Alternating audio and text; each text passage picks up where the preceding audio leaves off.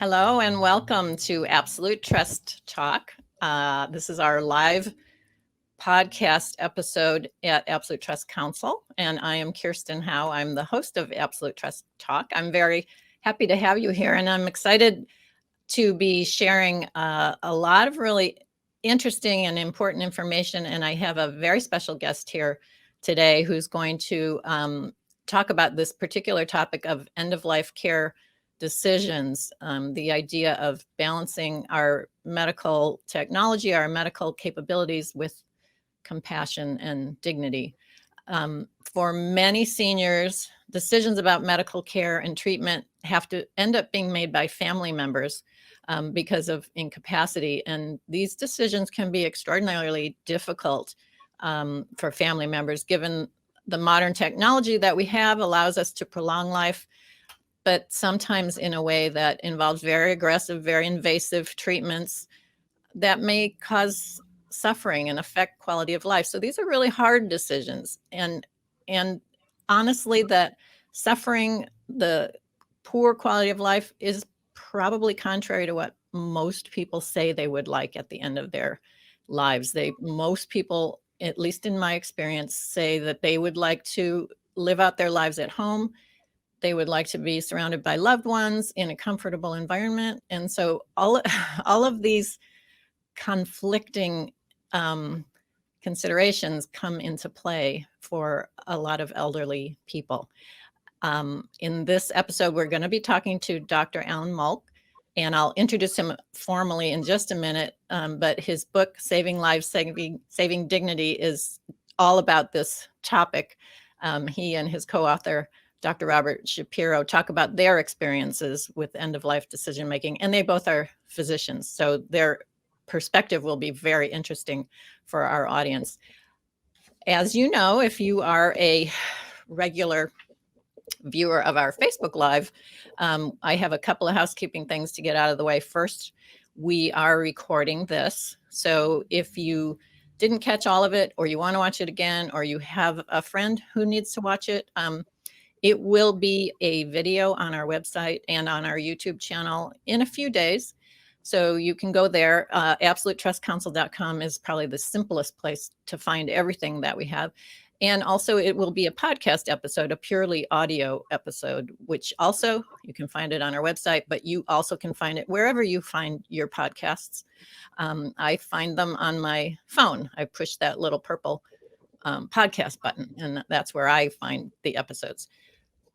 Second housekeeping item, we do have the ability to answer audience questions. So if you are watching live today, you can type a question into the comment area on Facebook. And after Dr. Malk and I finish our conversation, we'll turn to the questions and we'll answer audience questions. So please feel free to do that if you're watching live. If you're not watching live, I can't help you.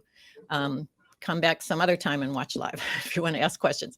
Okay, so as I said, my guest, Dr. Alan G. Malk, is a board certified emergency physician. His practice is in Phoenix, Arizona. He has worked full-time as an emergency physician since 1980. His training was all about saving lives at any cost, no matter what.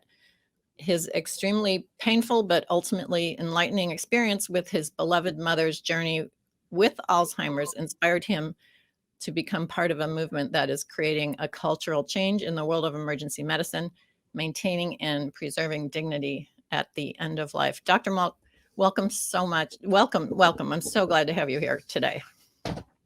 Thank you, Kirsten, so much for the invitation and the opportunity to be here today.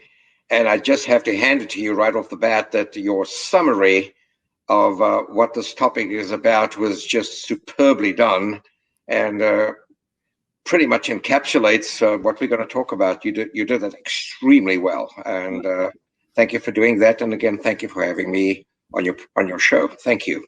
You are most welcome. And I'm just going to hold the book up to remind people we are talking about a book that is available, Saving Lives, Saving Dignity.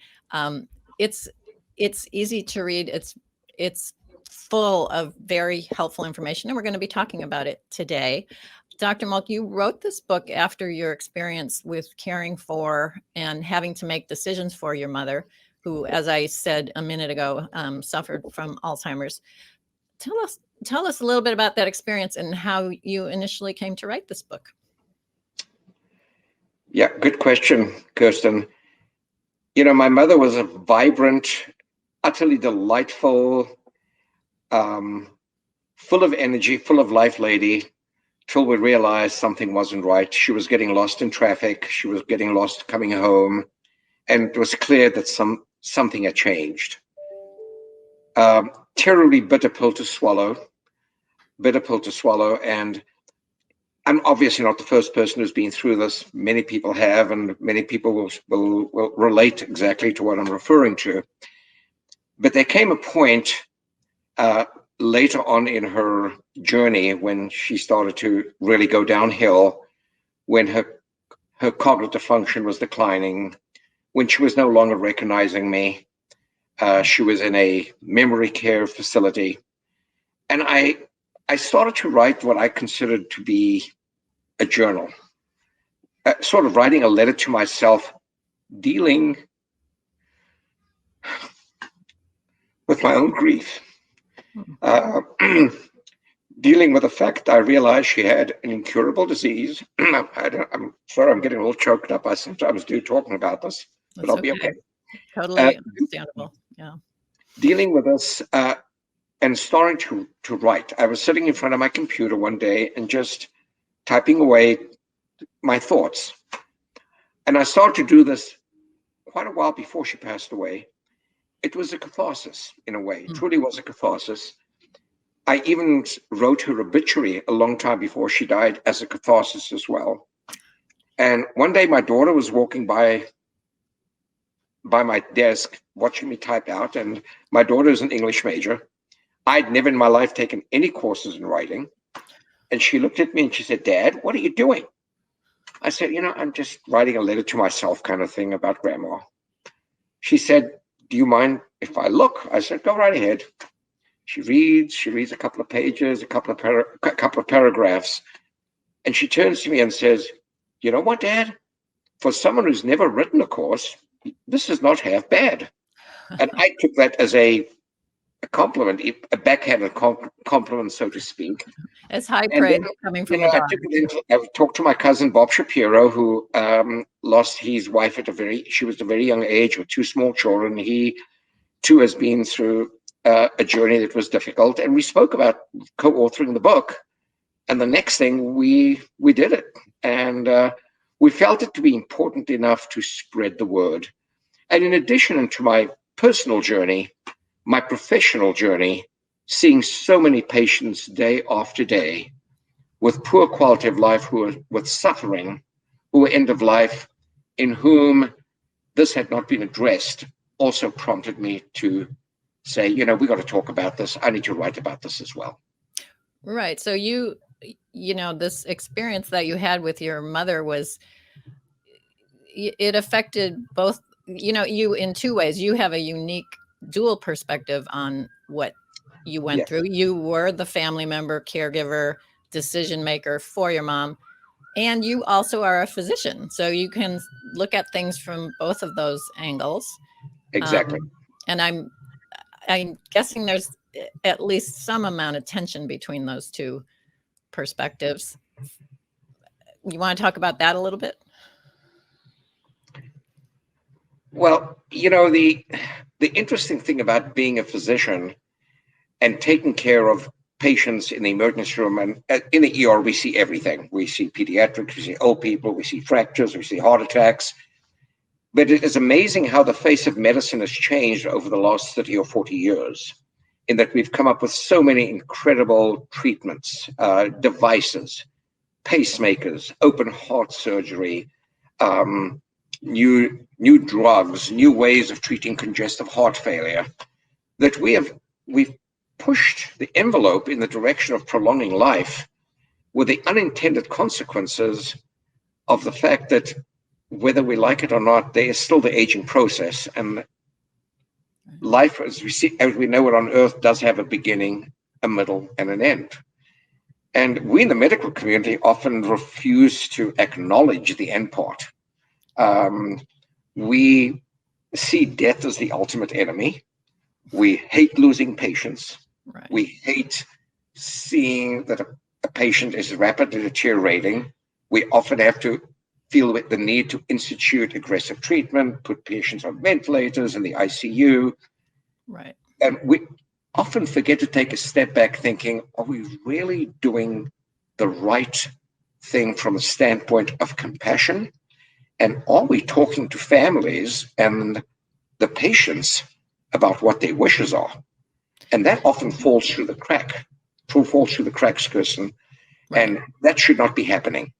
Well, and also, I mean, you specifically are an emergency physician, and that is your job, is to keep this person alive so you can move them upstairs to the other part of the hospital or send them home, whatever it is, but that's your job. Yep, that part, Kirsten, is often, well, occasionally a nightmare. And maybe I can give you one real life example that won't take a minute. This happens, by the way, more often than you can imagine. A 94-year-old lady is wheeled in by ambulance. She's bedridden. You do not need a medical degree to see that she's at death's door. And she gets wheeled in with severe pneumonia. She's unconscious. She's semi-comatose. And the two daughters are standing on either side of the bed. And I immediately look at this lady and I think, if we don't put on a ventilator, she's going to die very quickly. So I have to ask the question, what are your mother's wishes? And I talk to the two daughters, and they both sort of shrug their shoulders. They've never spoken about it. Right. And the one daughter says, oh, do everything. I don't want to lose my mother. If you have to put on a ventilator, do it. And that other daughter, who turns out to be the power of attorney, says, she once did say to me she never wants to be on artificial life support. So we have these two conflicting, contrasting situations, which is common, by the way, and as you as an attorney probably know that as well. Sure. And we need to find a better way to find conflict resolution.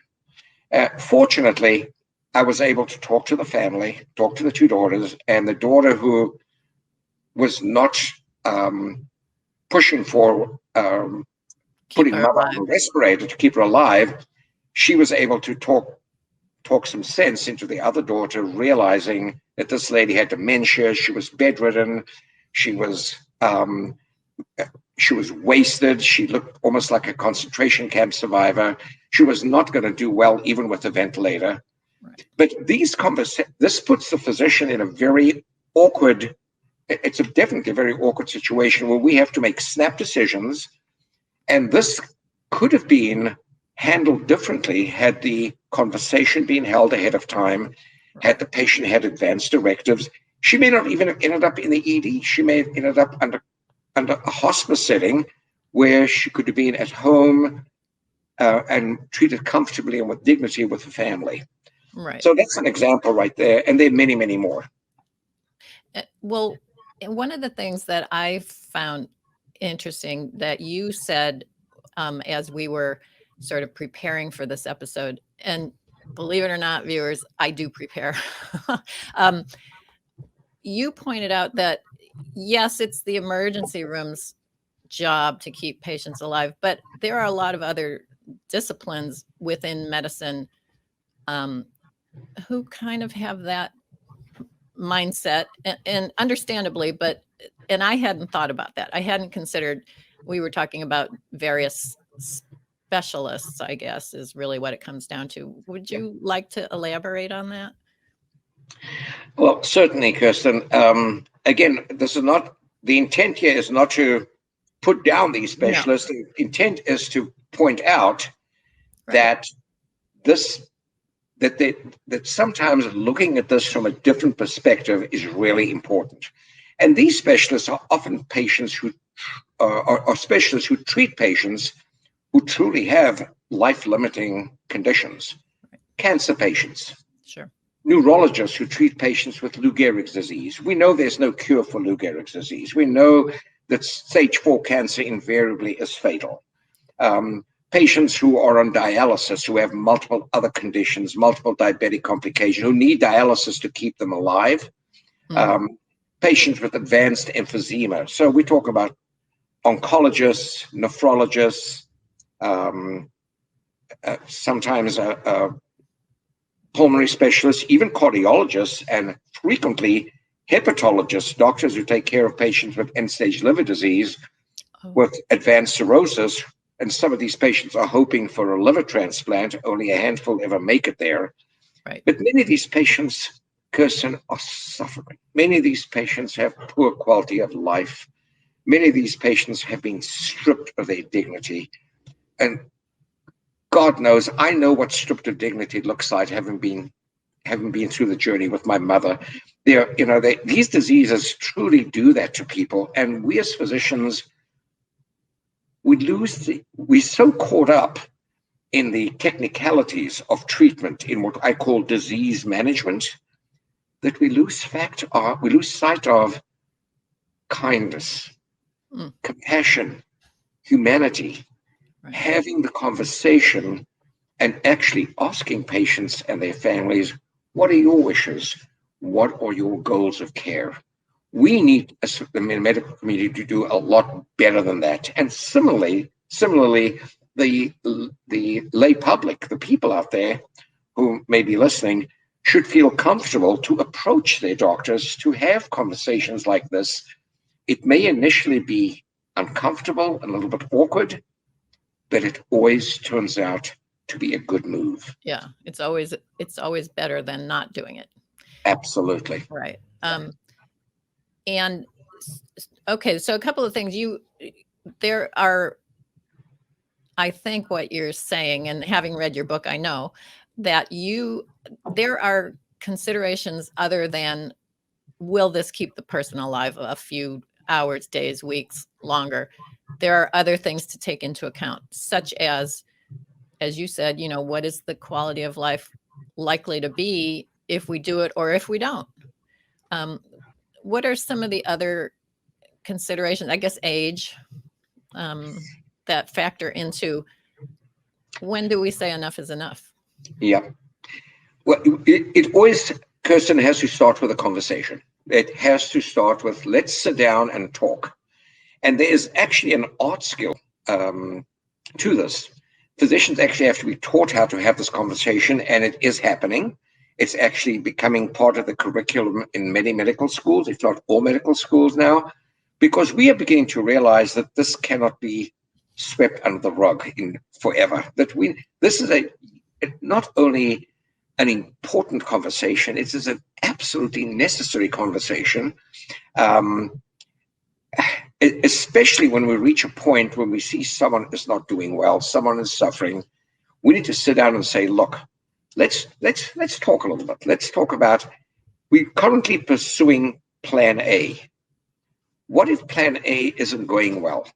Let's talk about plan B, in case we realize it's time to move on to a different treatment idea. Right. And very often when patients have plan B, which may just simply be comfort care, including palliative or hospice care, the patient family may initially reject it, but you've planted the seed. And that is a really important thing to do. And they may either minutes later or hours later, or maybe a couple of days later, be receptive and come back to you and say, I'm ready to talk about that. Especially when you portray that the beauty of palliative and hospice care, when I say the beauty of it, in that it's all about treating the symptoms, the pain, the anxiety, the nausea that goes with chemo, the shortness of breath, and making sure that person is comfortable even in their own home. And you can actually change the paradigm into, the aggressive treatment, we've had enough, we're sick. I've actually heard this phrase, I'm sick and tired of being sick and tired. And those people are ready to then look at less aggressive and beautiful, dignified comfort care. But it has to come from the conversation. So. Right. Yeah. And I think a lot of a lot of patients and their families probably aren't familiar with the concept of palliative care or hospice, and they don't necessarily appreciate that that's an option for them. That's one thing. That's why that conversation is so important, is to get them thinking about it. I would guess also that having a plan B in your mind, even if you haven't decided yet to pursue it, that has to be something of a relief to know, okay, if I get to where I can't do this anymore, at least I know I have a plan B. I couldn't agree with you more about that, Kirsten. I think it is indeed comforting and a relief to know that there's another option that is doable, that sounds good. And you are correct. Some people will initially reject the idea. There was a while back, a few years ago, it unfortunately got some bad publicity on the news, people talking about hospice and palliative care as being death panels. I don't know if you remember that. Yes, which was it was an awful piece of history about this, but they are not death panels. They are, in fact, studies have shown that many people who go on palliative care do a lot better than patients who continue with aggressive care. They may actually live longer and have a better quality of life. And the PTSD that occurs after the person dies is minimal in the family. The family do better because the family get the support they need as well. So just planting the seed, I have found to be, it works. It really does work, even if there's initially pushback. And of course, the pushback is not unusual. Some people don't want to give up. But if you can educate that using more comfort care doesn't mean giving up, it means choosing an option that is actually going to make you feel better, and may be more beneficial than putting you in the ICU or doing anything else that is heroic and almost certainly futile. Yeah. I wonder if now people might be a little more receptive now that we've all seen photos and videos of people on ventilators who we know they can't talk to their loved ones. They can't probably even hear their loved ones. There's zero quality of life there. And we've all seen it now. Absolutely. Kirsten, and you bring up the concept of what happened in COVID with the pandemic. Right. If there ever was a event that made me realize, or should make the public realize, that having the conversation is so important, let me tell you, Kirsten, so many thousands of people entered 2020 not knowing it was going to be their last year on Earth. Right. Thousands upon thousands. And so many of these people had no advance directives, had never had the conversation.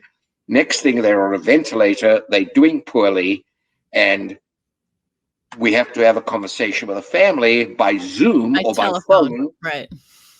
Yeah. So if that isn't a unbelievable reminder that people need to have the conversation, need to have advance directives, need to be okay to talk about this with their spouse, their children, their attorney, their doctor, and their spiritual leader, their pastor or their rabbi, or all of the above.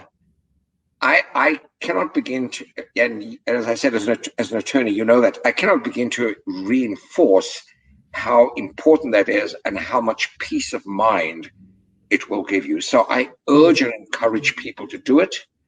Yes, it'll be a little uncomfortable in the beginning, but you'll be glad you did. Yeah, and thank you. Thank you for saying that and pushing that message out. As an attorney, I make sure that all my clients have healthcare directives, but I don't really have the ability to force them to sit down with their families and have this conversation. So all I can do is keep reminding them, and you're helping me with that. I appreciate that so much. One of the things, just before we go to the questions, I wanted to say, in the context of having a conversation with your family or your doctor, one of the things in the book that really struck me was a sentence you said, nobody dies of cancer. And by that, I mean, or you mean, it comes down to a few basic things. Your heart stops, your respiration stops. There are a few basic processes that happen. And then maybe the focus is on, okay, what do you want if this happens? What, that's a valuable conversation to have. Absolutely. Do you want to be on a ventilator? Let's envision that, having a really concrete conversation. Yep. You laid that out, and I really like that about the book. Maybe I'm a doctor wannabe, so I really liked reading all about the medicine. That was interesting. So thank you for sharing that as well. Okay, we do have a few questions, and I want to give our audience a chance to get their questions answered. So let's see. Okay. This is for you, Dr. Malk. Do you find that most families are open to considering palliative care rather than the full court press medical care at the end of life? Are they open to it if they're educated? That's a great question. And I would say the majority of people, depending on how you present it, if you present it in a gentle way, in a way that you are showing caring and compassion, in a way that you're showing, almost implying, I'm going to discuss this with you as if you were my own family. And I'm old school, Kirsten. I still believe we should treat patients like our own families, treat patients like our spouse, our children, our parents. And if you approach a situation gently and point out gently the pros, the cons, and gently point out that maybe there's a better way to do it, and educate them as to what palliative and hospice care offers, I've had a lot of success, and I've often end up having to be able to transfer patients straight out of the ER to a hospice setting. Hospice people show up, and we're all embracing each other. We're all giving each other hugs, and everyone is grateful that there's a more dignified, gentle, and humane way to manage the situation. So most of the time, people are receptive. Yeah. Sometimes they're not, but as I said, you've planted the seed sometimes, and that too is important. Yeah, and they might come around eventually. Yes, they may come around. Okay, and okay, this is interesting. In your experience, are hospice palliative care decisions more likely to be made when the patients are able to speak for themselves as opposed to when a family member has to make the choice? Well, you got some highly intelligent people listening. That's another great question. And you might not know, but most of the time, as long as the patient does not have cognitive decline, and here I'm referring to people who have dementia. Right. Dementia people, they've lost their insight. They clearly are not. They don't even remember which day it is, which month is it. So they may not even realize the situation they're in. But if the individual is compos mentis and is with the program, for lack of better description, that person should be spoken to in a very gentle, kind way, and asked it's his or her life. Right. What are your wishes? It's their decision. And then it's most important. And I've occasionally had situations where I've had a family member insist on aggressive care. And then I look at the patient and I say, what are your wishes? And the patient will say, don't listen to him or her. This is what I want. So we should always talk to the patient first, try and involve the family. There may be conflicts, and the conflict resolution part may sometimes be difficult. And I'm sure, Kirsten, you as attorney have seen that. It can get heated. It can sometimes actually get ugly. Yeah. But ultimately, asking the patient what his or her wishes are is always the way to go. And it's usually the best. It's always the best way to go.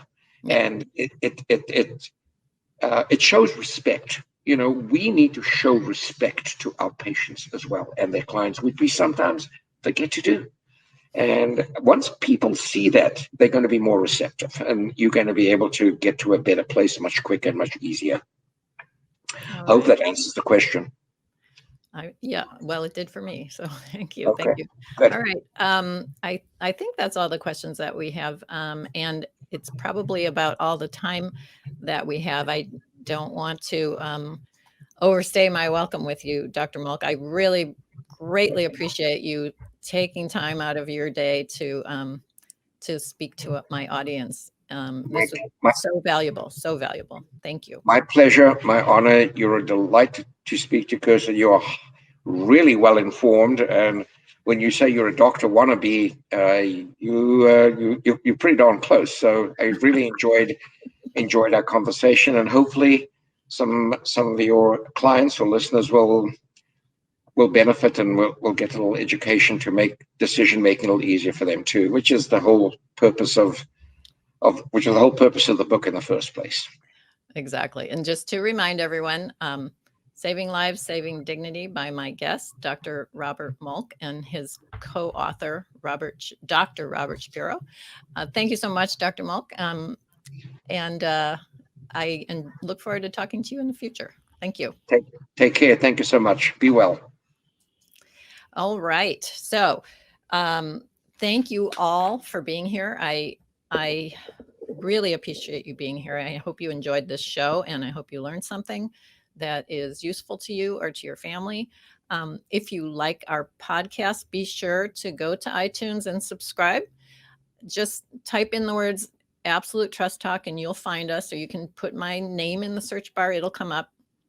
And liking it or subscribing to it helps us in our Google likes that, I think, or something like that. I'm making this stuff up, but it's supposed to be good. That's what they tell me.